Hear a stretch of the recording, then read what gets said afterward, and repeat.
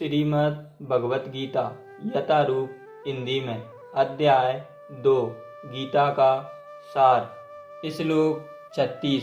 प्रारंभ में ही भगवान कृष्ण को अर्जुन के अयाचित दया भाव पर आश्चर्य हुआ था और उन्होंने इस दया भाव को अनार्योचित बताया था।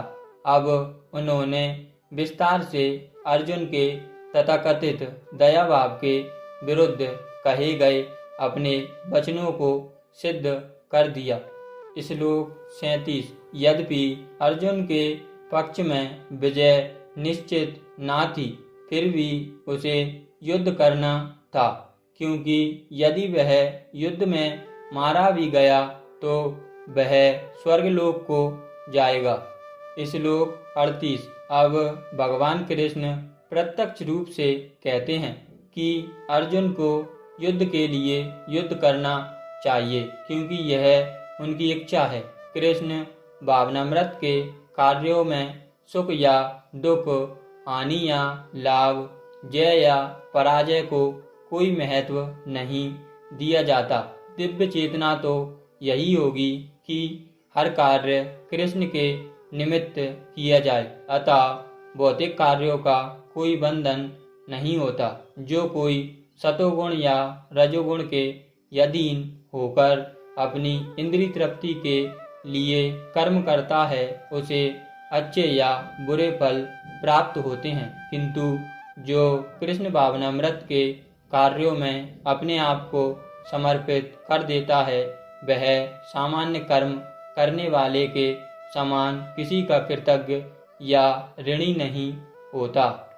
श्लोक 39। वैदिक कोश निरुक्ति के अनुसार सांख्य का अर्थ है विस्तार से वस्तुओं का वर्णन करने वाला, तथा सांख्य उस दर्शन के लिए प्रयुक्त मिलता है जो आत्मा की वास्तविक प्रकृति का वर्णन करता है, और योग का अर्थ है इंद्रियों का निग्रह। अर्जुन का युद्ध न करने का प्रस्ताव इंद्रिय तृप्ति पर आधारित था। वह अपने प्रधान कर्तव्य को बुलाकर युद्ध से दूर रहना चाहता था, क्योंकि उसने यह सोचा कि धृतराष्ट्र के पुत्रों अर्थात अपने बंधु बांधवों को परास्त करके राज्य भोग करने की अपेक्षा अपने संबंधियों तथा स्वजनों को न मारकर वह अधिक सुखी रहेगा। दोनों ही प्रकार से मूल सिद्धांत तो इंद्रिय तृप्ति था। उन्हें जीतने से प्राप्त होने वाला सुख तथा स्वजनों को जीवित देखने का सुख, ये दोनों इंद्रिय तृप्ति के धरातल पर एक हैं, क्योंकि इससे बुद्धि तथा कर्तव्य दोनों का अंत हो जाता है। अतः कृष्ण ने अर्जुन को बताना चाहा कि वह अपने पितामह के शरीर का वध करके उनके आत्मा को नहीं मारेगा।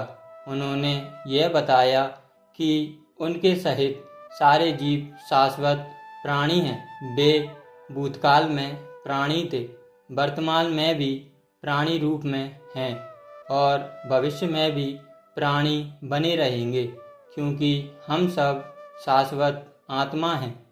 हम विभिन्न प्रकार से केवल अपना शारीरिक परिधान यानी वस्त्र बदलते रहते हैं, और इस भौतिक वस्त्र के बंधन से मुक्ति के बाद भी हमारे पृथक सत्ता बनी रहती है।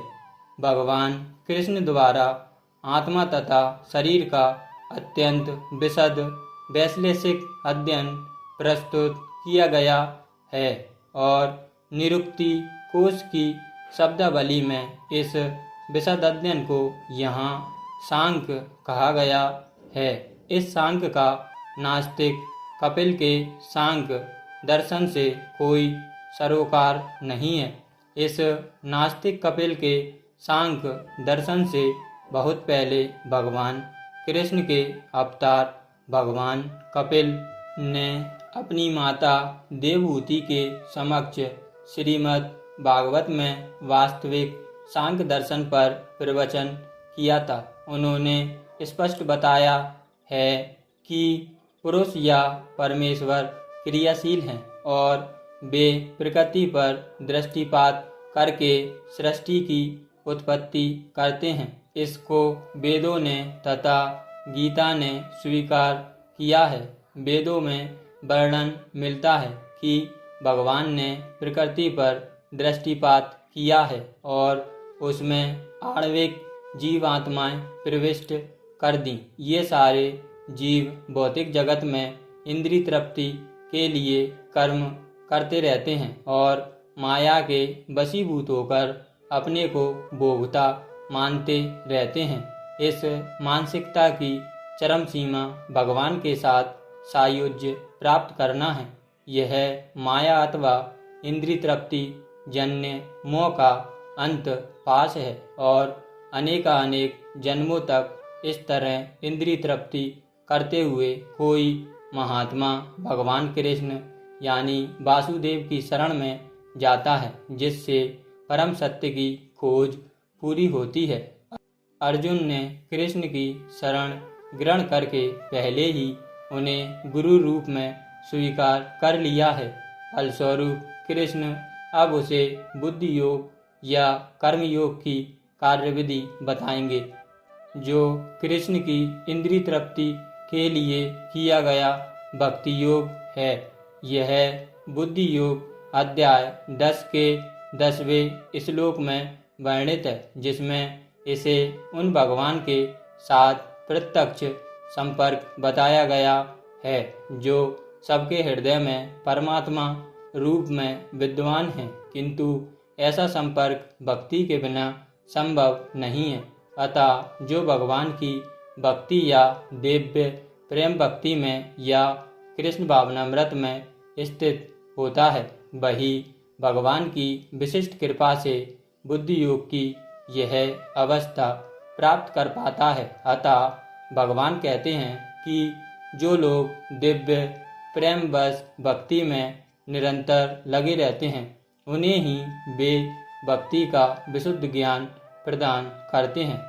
इस प्रकार भक्त सरलता से उनके चिदानंद में धाम में पहुंच सकते हैं। इस प्रकार इस श्लोक में वर्णित बुद्धि योग भगवान कृष्ण की भक्ति है और यहाँ पर उल्लेखित सांख्य शब्द का नास्तिक कपिल द्वारा प्रतिपादित अनीश्वरवादी सांख्य योग से कुछ भी संबंध नहीं है। अतः किसी को यह भ्रम नहीं होना चाहिए कि यहाँ पर उल्लेखित सांख्य योग का अनिश्चयवादी सांख्य से किसी प्रकार का संबंध है, ना ही उस समय उसके दर्शन का कोई प्रभाव था और ना कृष्ण ने ऐसी ईश्वर विहीन दार्शनिक कल्पना का उल्लेख करने की चिंता की।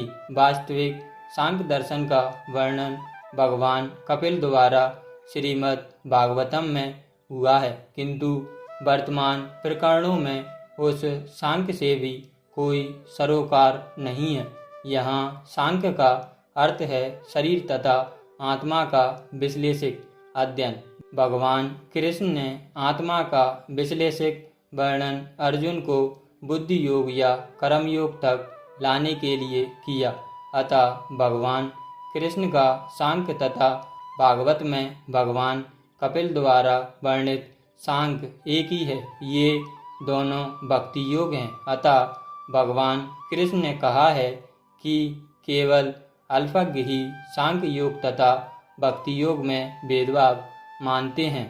निसंदेह अनीश्वरवादी सांख्य योग का भक्ति योग से कोई संबंध नहीं है। फिर भी बुद्धिहीन व्यक्तियों का दावा है कि भगवत गीता में अनीश्वरवादी सांख्य का ही वर्णन हुआ है। अतः मनुष्य को यह जान लेना चाहिए कि बुद्धि योग का अर्थ कृष्ण भावनामृत में पूर्ण आनंद तथा भक्ति के ज्ञान में कर्म करना है। जो व्यक्ति भगवान की तुष्टि के लिए कर्म करता है, चाहे वह कर्म कितना भी कठिन क्यों न हो, वह बुद्धि योग के सिद्धांत के अनुसार कार्य करता है और दिव्य आनंद का अनुभव करता है। ऐसी दिव्य व्यस्तता के कारण उसे भगवत कृपा से स्वतः संपूर्ण दिव्य ज्ञान प्राप्त हो जाता है और ज्ञान प्राप्त करने के लिए अतिरिक्त श्रम किए बिना ही उसकी पूर्ण मुक्ति हो जाती है। कृष्ण भावना भावित कर्म तथा फल प्राप्ति की इच्छा से किए गए कर्म में विशेषतः पारिवारिक या भौतिक सुख प्राप्त करने की इंद्रिय तृप्ति के लिए किए गए कर्म में प्रचुर अंतर होता है। अतः बुद्धि योग हमारे द्वारा संपन्न कार्य का दिव्य गुण है। श्लोक 40। कर्म का सर्वोच्च दिव्य गुण है कृष्ण भावनामृत में कर्म या इंद्रिय तृप्ति की आशा न करके कृष्ण के हित में कर्म करना। ऐसे कर्म का लघु आरंभ होने पर भी कोई बाधा नहीं आती है, न कभी इस आरंभ का विनाश होता है। भौतिक स्तर पर प्रारंभ किए जाने वाले किसी भी कार्य को पूरा करना होता है, अन्यथा सारा प्रयास निष्फल हो जाता है। किंतु कृष्ण भावनामृत में प्रारंभ किया जाने वाला कोई भी कार्य अधूरा रहकर भी स्थायी प्रभाव डालता है। अतः ऐसे कर्म करने वाले को कोई हानि नहीं होती, चाहे यह कर्म अधूरा ही क्यों न रह जाए। यदि कृष्ण भावनामृत का 1% भी कार्य पूरा हुआ हो तो उसका स्थायी फल होता है। अतः अगली बार 2% से शुभारंभ होगा, किंतु भौतिक कर्म में जब 100% सफलता प्राप्त न हो तब तक कोई लाभ नहीं होता। अजामिल ने कृष्ण भावनामृत में अपने कर्तव्य का कुछ ही प्रतिशत पूरा किया था, किंतु भगवान की कृपा से उसे 100% लाभ मिला।